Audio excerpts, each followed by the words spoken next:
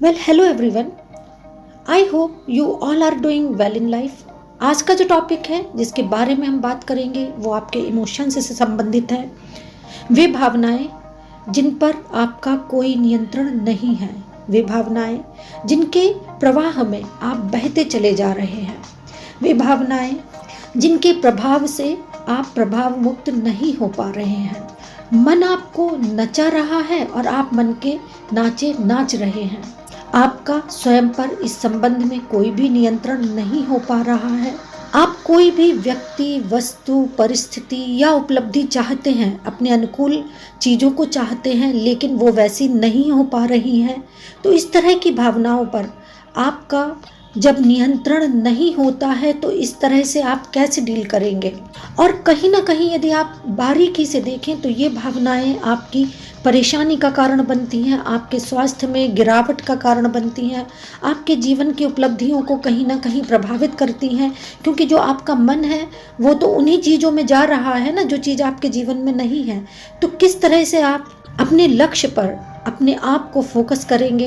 तो इसके लिए ये आवश्यक है कि सबसे पहले आपको क्या करना है कि आपको सेल्फ एनालिसिस करना होगा। आपको ये जानना होगा कि केवल भावनाओं में बहने से काम नहीं चलता है। जीवन में यदि वास्तविकता को मेंटेन करना है या वास्तविकता को समझना है, निरंतरता को बनाए रखना है, तो इसके लिए आवश्यक है कि आप अपने इमोशंस पर कंट्रोल करना जानें। आपने ऐसा भी देखा होगा कि कई लोग इन भावनाओं के प्रभाव से बिल्कुल भी मुक्त नहीं हो पाते हैं, और जो व्यक्ति या सामने वाला व्यक्ति या वस्तु या स्थिति या परिस्थिति उनको जैसा नचाना चाहती है वे वैसा नाचते हैं। क्यों? क्योंकि आपने अपनी भावनाओं पर नियंत्रण स्थापित नहीं किया है। आपको कोई व्यक्ति, वस्तु, स्थिति या परिस्थिति नहीं मिलती है, लगता है आपको कि आपका सारा जीवन बर्बाद हो गया है। अरे नहीं भाई, आपने अब तक जीवन में जो उपलब्धियां हासिल की हैं जरा उनके बारे में भी तो सोचिए। तो फर्स्ट ऑफ ऑल आपको क्या करना है कि अपना कॉमन सेंस डेवलप करना होगा। आपको ये जानना होगा कि गॉड इज एवरीथिंग।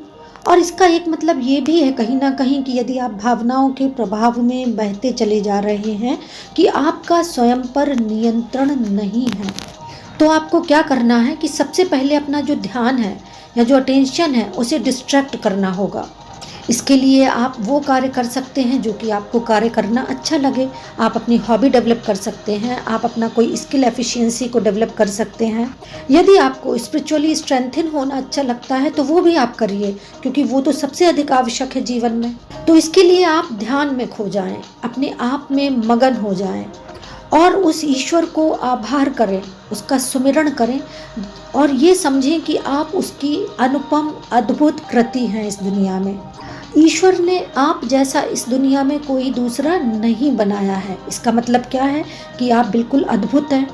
तो इसके लिए उस परम पिता परमेश्वर का आभार व्यक्त करें तथा उन स्किल्स के लिए भी आवश्यक रूप से ईश्वर का आभार व्यक्त करें जो कि आपको प्राप्त हैं। उन अनुकूल परिस्थितियों के लिए ईश्वर का ग्रेटिट्यूड करें जो आपको प्राप्त हुई हैं, तथा जो विपरीत परिस्थितियां या जो भावनाएं जिन पर आप नियंत्रण नहीं रख पा रहे हैं, इसके लिए सेल्फ एनालिसिस करें और अपने गाइड बन जाएं तथा देखें कि life is like a movie.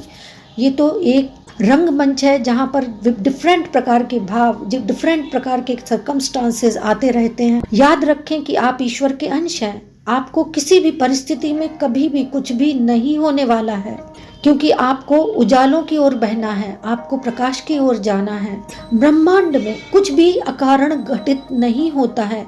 जो भी परेशानी है, वस्तु स्थिति है, जो भी भावनाएं हैं जिन पर आपका नियंत्रण नहीं है, यदि वे पूरी नहीं हो पा रही हैं किसी कारणवश, तो सबसे पहले आप ये जानिए कि ईश्वर आपको कुछ और बेहतर देना चाहता है।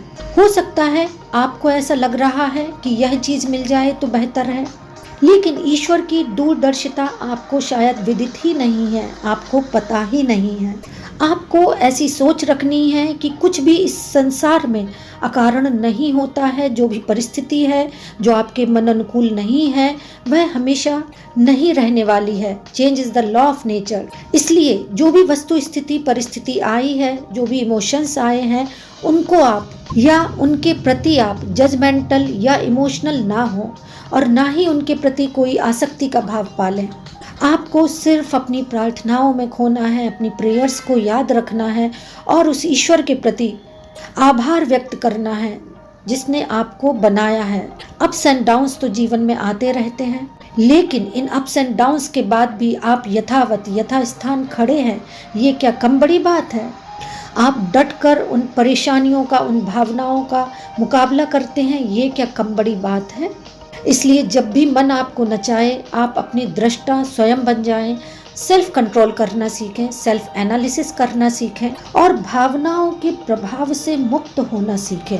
और इसका वही फार्मूला है कि आपको क्या करना है, आपको अपना जो अटेंशन है वो डिस्ट्रैक्ट करना है। आपको सोचना है कि ये भावना या ये व्यक्ति या ये परिस्थिति आपको प्रभावित नहीं कर सकती है।